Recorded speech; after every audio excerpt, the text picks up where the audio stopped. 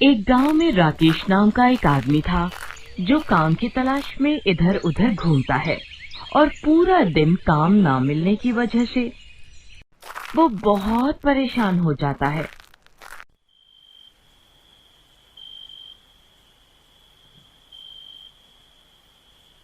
और रात को जब वो थककर अपने घर जाता है, घर में घुसते ही उसकी बीवी उससे पैसे मांगती है। अजी सुनिए, मुझे कुछ पैसे दे दीजिए, मुझे सोनिया को कल मेले में लेकर जाना है। क्या पैसे? मेरे पास तो खाने के लिए भी पैसे नहीं हैं। क्या आपके पास पैसे नहीं है? पैसे नहीं है कहने से घर का खर्चा थोड़ी ना चल जाएगा। मुझे नहीं पता, आप जाओ और कहीं से भी पैसे लेकर आओ। पुष्पा तुम ही बताओ, मैं कहाँ से पैसे लेकर आऊं? जिनसे पैसे लेने थे उन लोगों ने पैसे देने से मना कर दिया। काश मैंने तुमसे शादी करने से मना कर दिया होता तो आज मैं सुख से रहती। जब से मैंने तुमसे शादी की है तब से एक भी दिन सुख से नहीं रही हूँ। कभी सोचा है तुमने, कभी मेरे लिए या हमारी बेटी के लिए क्या किया है? आखिर सोनिया तुमसे इतना प्यार करती है, लेकिन कभी तुमने उसके प्रति पापा होने का कोई फर्ज निभाया ही नहीं है। ऐसा कहकर रोते हुए पुष्पा वहाँ से चली जाती है और राकेश देर रात तक मन ही मन पुष्पा के कहे शब्दों को सोचता है और सोचता है कि मैंने कभी अपनी पत्नी और अपनी बेटी को कोई सुख नहीं दिया है। वो यही सब बातें सोचता है और परेशान होकर उठकर बाहर चला जाता है और थोड़ी दूर चलते चलते वो जंगल में चला जाता है। वहाँ जैसे ही वो पहुँचता है, वहाँ एक तालाब दिखाई देता है जिसके पास एक लकड़ी की तख्ती दिखाई देती है जिस पर लिखा होता है सावधान, और नीचे लिखा होता है इस तालाब में जो भी कूदता है वो बाहर आता है। ये पढ़कर राकेश मन ही मन में सोचने लगता है कि मैं भी इस तालाब में कूद जाता हूँ। इस रोज रोज की चिक चिक भरी जिंदगी से तो कंकाल बनकर ही रहना बेहतर है। फिर ऐसा कहकर राकेश तालाब में कूद जाता है और जैसे ही वो तालाब में कूदता है तभी तालाब में बवंडर आता है और राकेश को उठाकर बाहर फेंक देता है। अरे मुझे ये क्या हुआ? मुझे ऐसा महसूस हो रहा है कि मैं पहले से और भी ज्यादा ताकतवर और फुर्तीला हो गया हूँ। तभी तालाब में से आवाज आती है, नहीं, ये सच है। ये आवाज सुनकर राकेश बहुत ज्यादा डर जाता है और डरते हुए इधर उधर देखते हुए बोलता है, कौन है? कौन है? यहाँ जो भी है सामने आओ। तभी तालाब में से पानी निकलकर बोलता है, मैं तालाब बोल रहा हूँ, एक जादुई तालाब। तालाब को ऐसे बोलते देख राकेश और भी ज्यादा डर जाता है। अरे तालाब कैसे बोल सकता है? मैं तालाब ही हूँ और जो भी मेरा इस्तेमाल जो सोच कर करता है उसका उल्टा ही होता है। जो भी मुझ में स्वस्थ होने के लिए कूदे उसका उल्टा हुआ, वो मरकर कंकाल बनकर निकले। अरे फिर तो आप मेरे बहुत काम आ सकते हैं। काम तो आ सकता हूँ, लेकिन उल्टे कामों में, क्योंकि मैं कोई भी काम सीधा नहीं करता हूँ। अब समझ गया मैं तालाब जी। फिर राकेश इधर उधर देखता है और उसे तालाब के पास में ही एक खाली मटका रखा हुआ दिखता है और वो उस मटका को उठाकर तालाब के पास में आता है और फिर तालाब हंसते हुए उस मटके में चला जाता है और फिर राकेश उस मटके को लेकर घर आ जाता है। घर पर उसकी बीवी पुष्पा रसोई में खाना बना रही होती है। पुष्पा, अरे क्या हो गया? क्यों घर को सर पर उठा रखा है? पुष्पा, हमारे पास कुछ रुपए हैं क्या?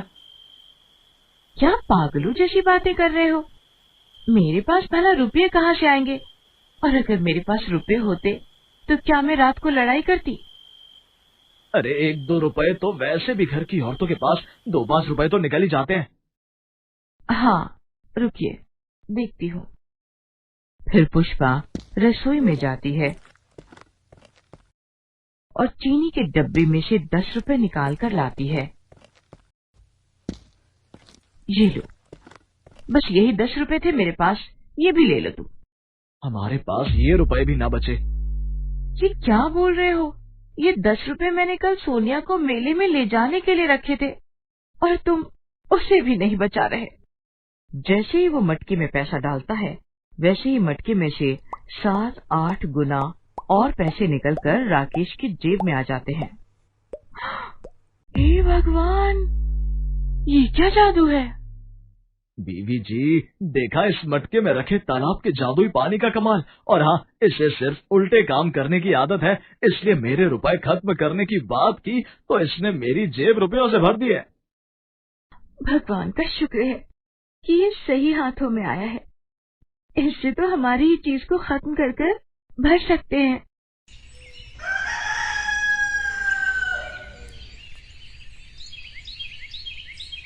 फिर राकेश उस मटके को लेकर बाहर जाता है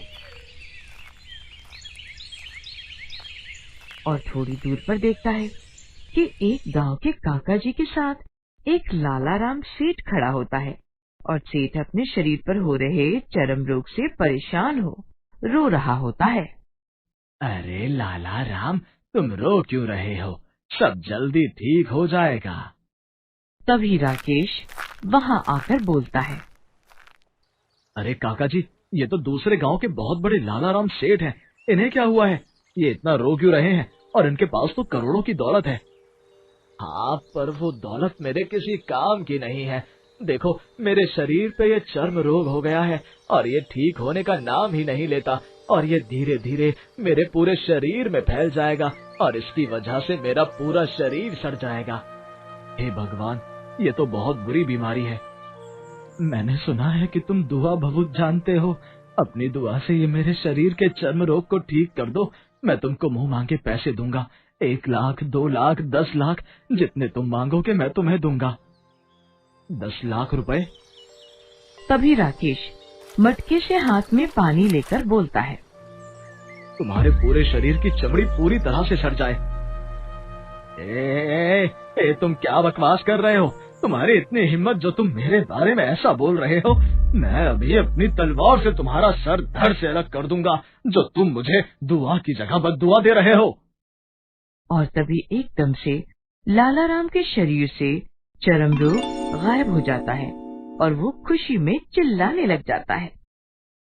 अरे अरे, ये क्या? देखो देखो काका जी, मैं ठीक हो गया। देखो, मैं बिल्कुल ठीक हो गया। ये लो ये लो, ये लो 15 लाख का चेक। फिर राकेश भी वहां अपने घर चला जाता है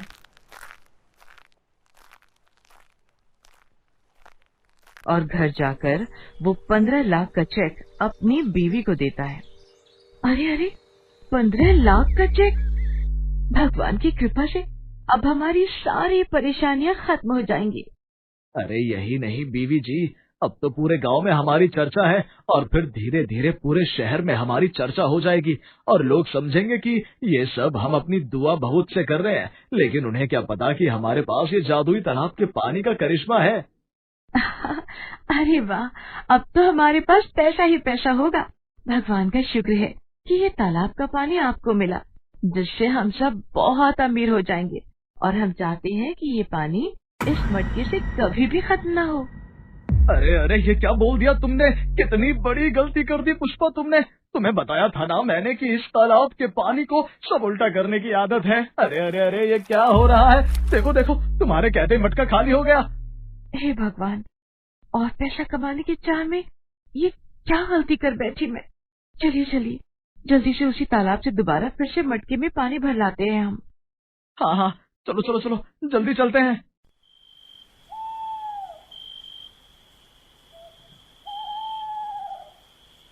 और वो दोनों वहीं जंगल में जाते हैं। तालाब के पास जाकर देखते हैं कि अरे अरे अरे, ये क्या हो गया? ये तालाब तो सूख गया है। इसका तो पूरा का पूरा पानी भी सूख गया है। हे भगवान, ये क्या कर दिया मैंने?